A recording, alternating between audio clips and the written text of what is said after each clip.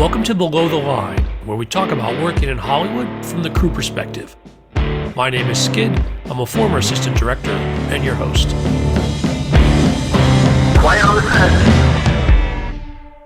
Today's conversation is a little different. My guest is Daryl Fannin, CEO of KINO Studios, and we're going to talk about film finance. Now, please stick with us. I think we're going to make it interesting. Daryl, welcome to Below the Line. Thank you so much. I'm so excited to be here, Skid. Well, I'm glad to have you here as well, Daryl. I am intrigued about this conversation we're going to have, but let's start with your background, how you got into the film business overall. Okay, this is a bit of a twisty, turny story, so I'll try and keep it short. I was actually born into a fundamentalist religious group that thought it was a sin to go to the movie theater. So I grew up not being allowed to go to the movies as a kid. As a teenager, I realized hey, I believe a bunch of crazy things. And I really want to watch movies because I read the Bible and it was full of all kinds of harrowing stories of violence and genocide. And there was a greater moral arc and theme through everything. And I was like, this is exactly what movies are. So I went to my buddy who was watching all kinds of movies and we rented a bunch of stuff. And one of the very first movies that we watched that week was The Matrix. And it melted my freaking mind because I was being red-pilled with Neo. I was living in a false reality. The metaphor was so perfect. And it just stuck with me. It impacted me in a way. And I couldn't get it out of my mind. I knew I had to kind of escape that environment and figure out what I thought for myself and all of these things. So I joined the Army at 17 years old, having never even been cursed at. So that was really exciting for me. And I, at 17, was then ripped from this existence that was under a rock. I lived in the middle of nowhere, hunted for food and farmed growing up, to an environment where I was meeting people from all over the world who did not look like me, think like me, talk like me. And it was absolutely incredible. And because of my childhood, I was really good at following rules. And I found out that a lot of the Army was just following rules. So I transitioned in the National Guard very quickly while I was going to college. And I became Soldier of the Year in 2008, Non-Commissioned Officer of the Year in 2011 for the state of Tennessee. And I found myself sitting in the Pentagon, sitting across from the Sergeant Major of the Army. The conversation that we were having was, Fannin, you can't get promoted any faster unless you go to college and get a degree. And I was like, okay, it doesn't matter what I get my degree in. So I think I'm going to get a degree in screenwriting because movies changed my life. They're so powerful. And again, I didn't go to the theater until 2 years after I had been in the Army. It was 2019 when I went to the theater for the first time. And I thought that was absolutely just the most incredible experience because I was there with popcorn and, I heard group laughter. And I just thought this is an incredible communal experience. And I love film and TV. And I was like, I'm going to chase this passion. Quickly realized I enjoyed writing more than being in the military. No offense to the military. 9 years was enough for me. And so I got out and came out to LA in 2014. The military paid for my education. In LMU, they had the Yellow Ribbon program.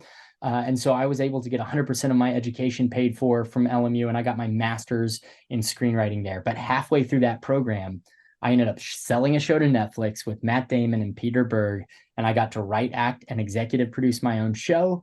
And that was the thing that launched the career. They fired the showrunner and never really effectively replaced him. And so on my very first show, I was actually in the weeds way more than I ever should have been. And it was me with the line producer. And I was looking at the day out of days and the scheduling, and I was digging into the weeds about the stunt people and everything that was going on. And I got such a beautiful education. I had done the intern for 2 years and kind of do every role kind of thing. And I really had an appreciation for every role. And I'm so grateful for that experience. But it was so different to see it on scale and happening, and the real army that it takes to make these films. It's really absolutely incredible. And I love this podcast and how you're highlighting some of those people and stories and faces. And I think it's fantastic. Daryl, what show is that on Netflix? It was called The Green Berets Guide to Surviving the Apocalypse. It has not aired and will likely never air. And it's one of the reasons that I think, good reasons why writers are striking, because this is not an equitable industry. And sometimes your IP gets taken from you and there's nothing you can do about it. It's just, it's an interesting time. Frequent listeners of the show will know that I grew up in an Army family, which is the entire opposite of what you did as a child. I was moving around, Yes. meeting folks, even from those early years. Spent a little time in the Air Force myself after that before going to Hollywood, but have always been intrigued by the similarities between the military and LA, where using a similar system to approach these complex problems, again, with a slightly different background, getting into it, what similarities you saw between your time in the military and your time on set? You know what? It's actually scarily similar. I absolutely love film and TV for a lot of the reasons that I love being a medic in the military. And that is that you're working as a team toward a common goal. The actual logistics of shooting film and going to war are not that separate because it's a lot of like scheduling, financial, supply issues. It's all of the same issues, and instead of shooting bullets, we're shooting film, as one of my friends said. I think it's impressive, and the skill sets that it takes to be a good leader at war and in an infrastructure like the military are the same skill sets that it takes to be a great leader in any infrastructure, especially film, because there is literally a ranking system throughout, the ADs, for instance, and you learn about how to stay in your lane when you're in the military. That's so helpful. You learn how to follow rules. You have a very strict set of like communication guidelines. So when you're on the radio and you're calling 10-2, because that's what it is, it's a lot of skill sets that bizarrely transfer. And I think that, especially when it comes to leadership and problem solving, I would have never been able to produce at the level that I have been had it not been for the US military. And I'm so grateful for the Warrior Leader course and all of these other things, where I began to learn the military decision-making process, where I began to actually lead large-scale groups, because whether you're on a convoy down to Katrina or you are gearing up to shoot an independent film with a way less budget than you actually need, you learn very quickly how to communicate in a system and follow those rules to make sure that everybody gets there. And I know like following the rules is ironically not something that a lot of creative people do, but we're very grateful for the rules on set because it keeps us all safe. And I think that structure allows the ridiculousness of the creatives to flourish in a fun way. Well, tell me what it was then about your experience that got you interested in film finance and the technology behind it, where we might be going with that. When I was doing Green Berets Guide, at the end of that show, let's just say it didn't go the way we wanted it to. We were not compensated for a good deal of the work that we did. And I watched people that I know and love, like, chose to get out of the industry because they were not able to keep their doors open. Vendors who weren't paid out had to shutter. It was a very interesting thing to watch firsthand. And when that first happened to me, when our show was canceled, I thought, woe is me. I'm the only person in the world. This sucks. Like I had everything and I was Icarus. I flew too close to the sun and I was really upset. And then I started looking around and I realized that this inequitability was happening across the board. And I'll give you a few examples of that. When I was working on my show, one of the stunt people who were involved in the Deadpool movie crashed and died.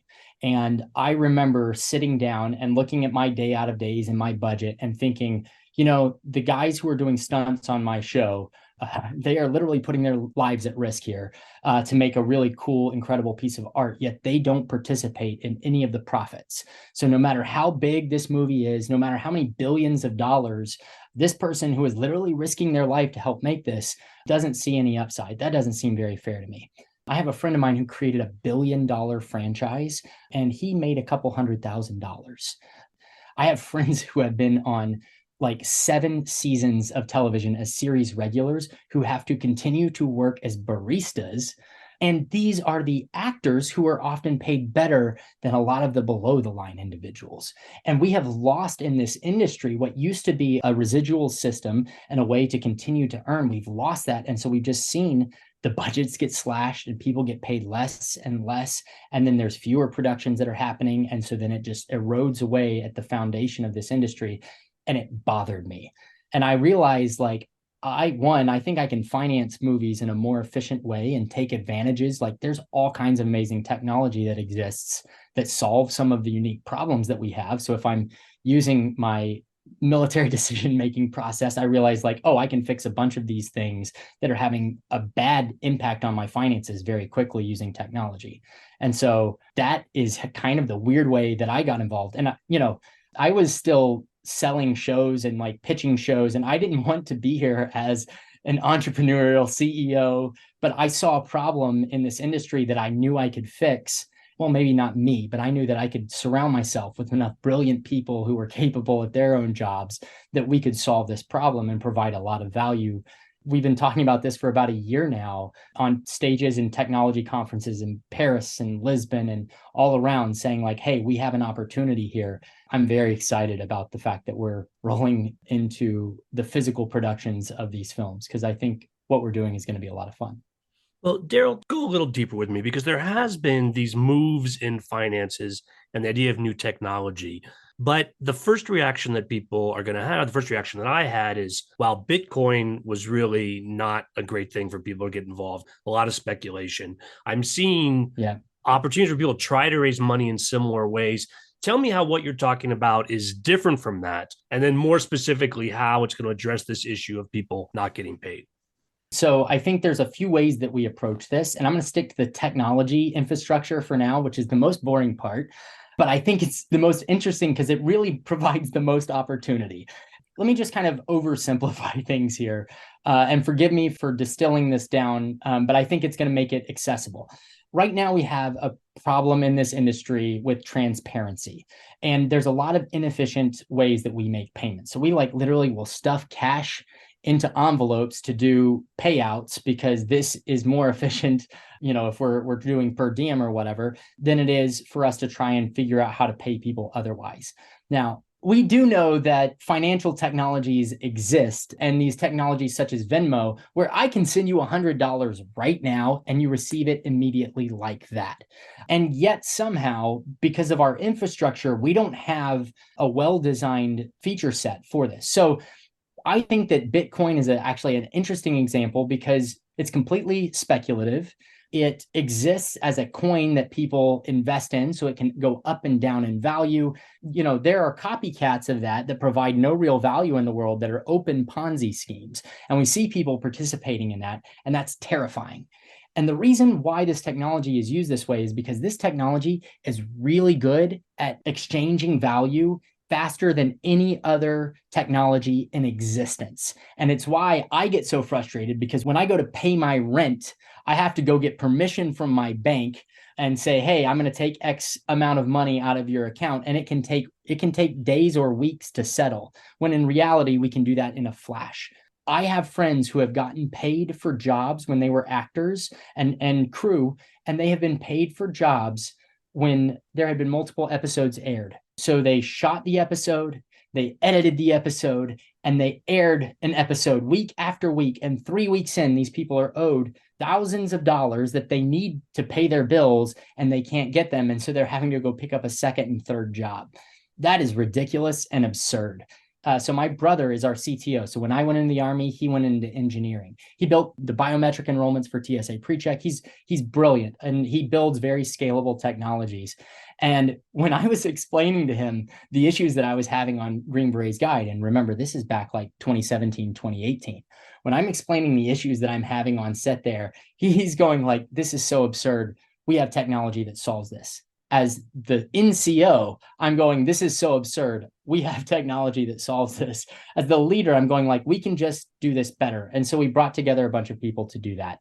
The other thing that I really like about this technology, and people don't understand, the real value of this technology is that it can protect you from AI because it's on a decentralized server, meaning there's not one source of truth where somebody can hack in and it's being constantly scanned by AI. You can actually own your own information and know that it's safe. Secondarily, this allows for instant, transparent financial transactions. So when you're doing it in a smart way and you're building in a smart way, you can see a ledger of where that money goes instead of how it works right now, which opens us up to Hollywood accounting and a lot of other very complex transactional things. We're able to clean all of that up and say, here's an immediate ledger. It takes nothing to audit because it's right there in front of you and you can access it at any time. That's extremely valuable. And then finally, I think it's just so important to understand that like these blockchain companies and these NFTs, they're using a technology, but it doesn't mean that they're using the technology in the way that it should be used or is most valuable. I have a spatula and I have a shovel.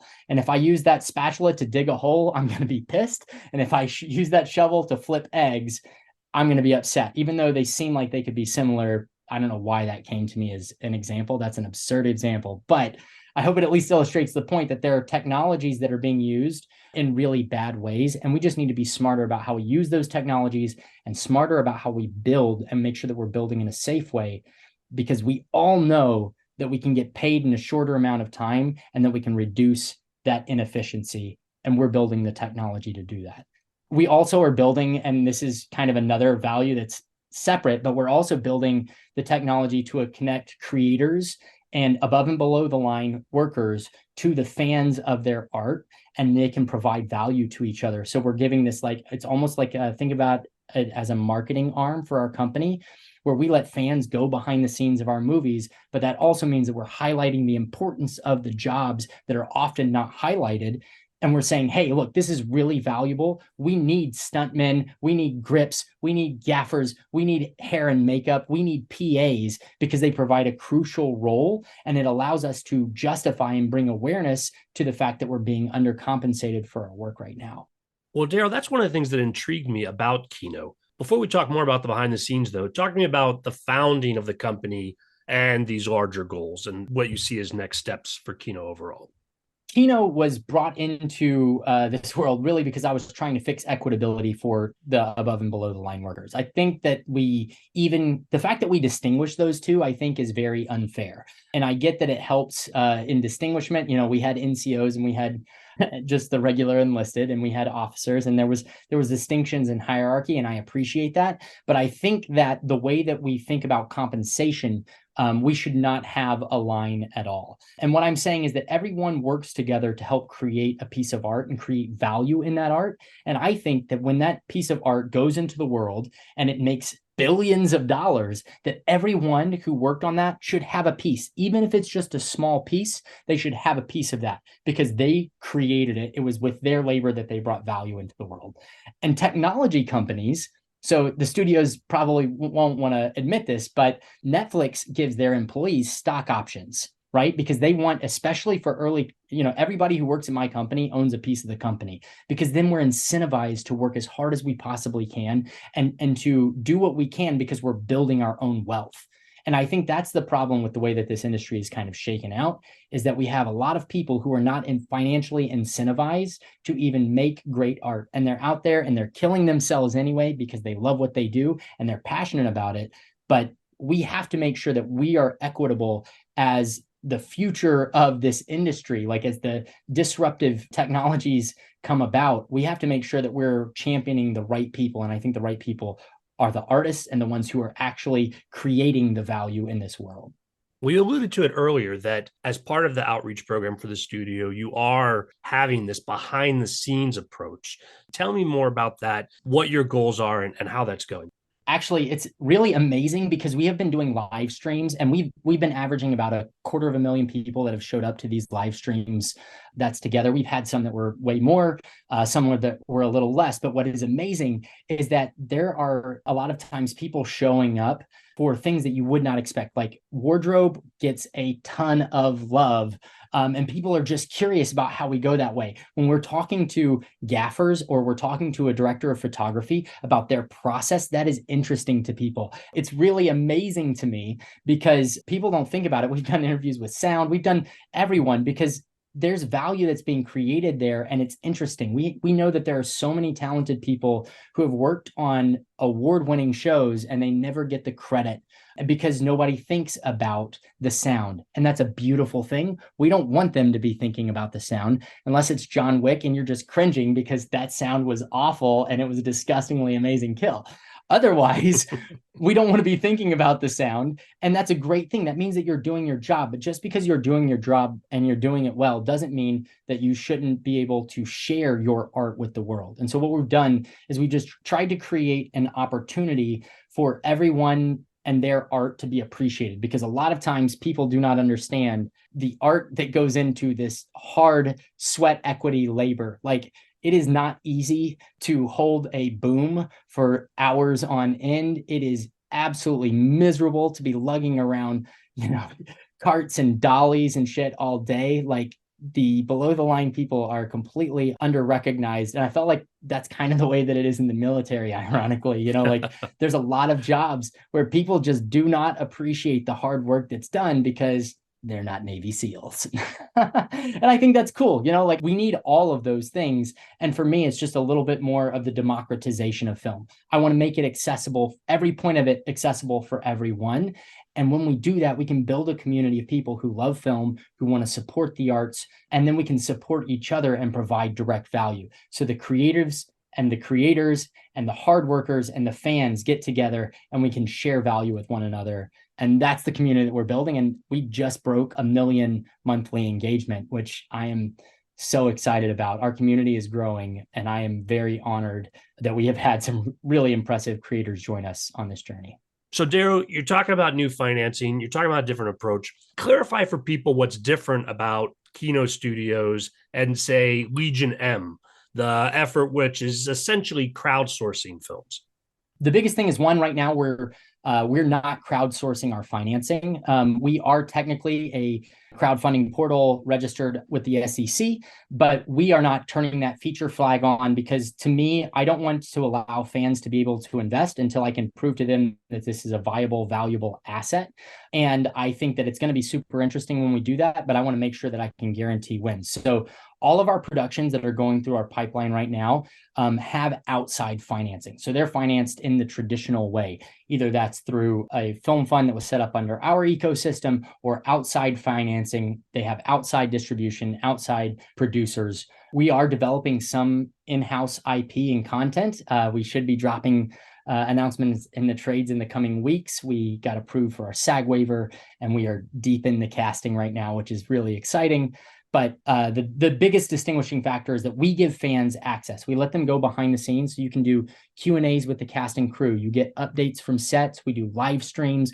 We do really cool giveaways. We're going to give away the car that one of the leads drives in one of our films. We have activations with really great talent that I can't yet talk about. We have a SAG waiver for one of ours. Others are in different stages of approval process. But I am very excited about the fact that we're rolling into production on those. We're not taking fans' money and then making the movies. We are making fans, and then we're giving you access to go behind the scenes, to engage with the people who are creating. And that is above and below the line. So as we're working on set, I'm really excited to sit down with makeup and talk about the unique looks that they're bringing, and wardrobe, and how they bring personality through. Not everyone, I know below the line people are automatically going like, I don't want to have to do this. Is not a mandatory thing. This isn't something you have to do. But what I've actually been surprised by is that I think there's a lot more people who want to share their art than we realize, and they're just not given a microphone. Well, Daryl, certainly the point of this show is similar in the sense of highlighting those folks that have those below the lines. And I'm intrigued to see it sort of tie together with what could be changes for the industry overall. If people want to learn more about KINO and this behind the scenes pass that you're offering, where should they go? KINO.studio, KINO.studio. We have an app on the App Store. If you look for KINO Studios, KINO Studios, you can download it. Feel free to reach out to us. We are constantly launching new features. So we just launched in the App Store like 6 weeks ago. We are brand new testing. We love user feedback. And we're going to be making announcements, hopefully in the trades very soon, for our upcoming projects. So stay tuned. Now, Daryl, you talked at a very high level about the technology behind it. If someone was intrigued by that and they wanted to learn more about how blockchain is changing this, or what your vision is for this coming together, is that also available for the KINO website, or is there somewhere else they should go? You can definitely find some of the talks that we did at the Metaverse Summit in Paris, at the NearCon in Lisbon, and at in Ethereum Barcelona.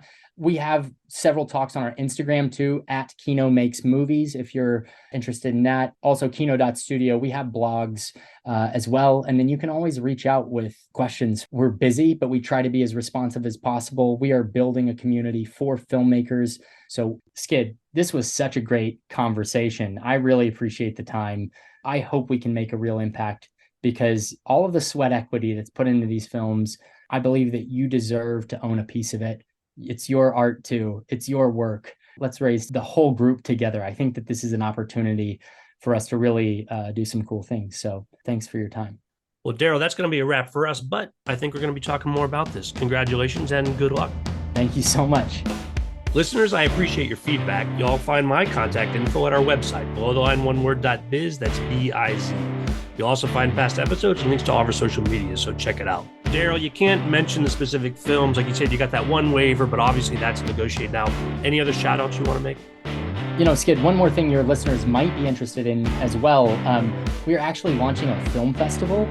So it's a short film festival, 20 minutes or less. And there's two categories. It's like shorts and micro budget, but the cash prize is $25,000 grand prize winner. So if that's at all interesting, I would definitely check us out. KINO Short Film Festival, you can check it out at the same website. So kino.studio, KINO.studio. Well, we'll help get the word out there. Thanks again for being here. Yeah, this was amazing. Thank you so much. My closing credits, thanks to Curtis Five for our music, John Wan for our logo, and to all of our listeners, I appreciate you. Please rate us wherever you get your podcast and tell your friends. Thanks again from Below the Line.